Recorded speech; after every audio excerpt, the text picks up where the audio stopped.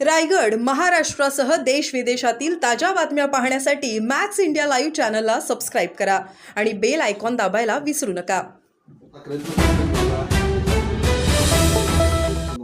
लाडकी बहीण योजना बंद होईल कारण एवढं अर्थव्यवस्थेला शक्य नाही एवढं देणं.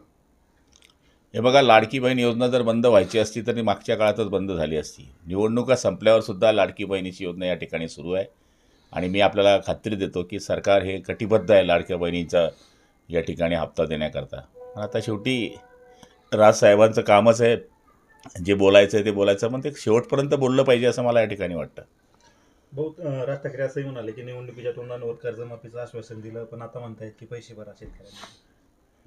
हे बघा, कर्जमाफीची घोषणा केलेली आहे आणि आजच्या आज ते कर्जमाफी होईल असं कोणतंही सरकार नाही आहे.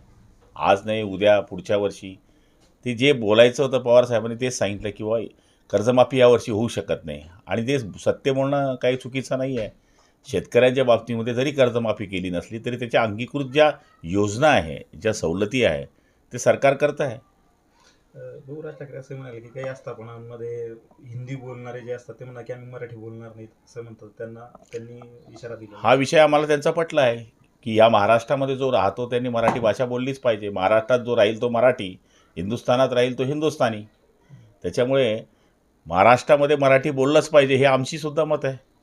औरंगजेबाच्या कबरचा एक विषय त्यांनी केलेला आहे की शिवाजी महाराजांचा पराक्रम त्यामध्ये दिसतो की त्याला इथेच गाडून घ्यावं लागलेलं आहे आणि ती कबर हटवण्याचा आत्ताच का समोर येतोय, म्हणजे आत्ताच का मुद्दा समोर आणला जातोय की शिवाजी महाराजांचा पराक्रम दिसतोय की त्यातनं औरंगजेबाला शक्य झालं नाही, त्यांच्यावरती विजय मिळवता आला नव्हता. हे प्रत्येकाचे विचार आहे. आता वेगळ्या वेगळ्या विचाराच्या माध्यमातून हा विषय आलेला आहे. मागच्या काळामध्ये राजसाहेबांनी सांगितलं होतं की या ठिकाणी माझा झेंडा वेगळा राहील, यावेळेस झेंडा वेगळा बदलेल. 2 वेळेस अशा पद्धतीचे चित्र त्यांचेच काढलेलं आहे. त्यांच्या भूमिका आहे नेहमी वेगळ्या वेगळ्या पद्धतीच्या असतात. त्यांना जे वाटलं ते त्यांना बोललेलं आहे, इतर पक्षांना जे वाटलं त्यांनी ते सांगितलं आहे. भाऊ, संजय राऊत म्हणाले की मोदी साहेब महाराष्ट्राच्या दौऱ्यावर आहेत कारण की त्यांचा वारसदार हा महाराष्ट्रातील असेल पुढे, असं संजय राऊत म्हणतात. वारसदार आता मला माहीत नाही कोण आहे.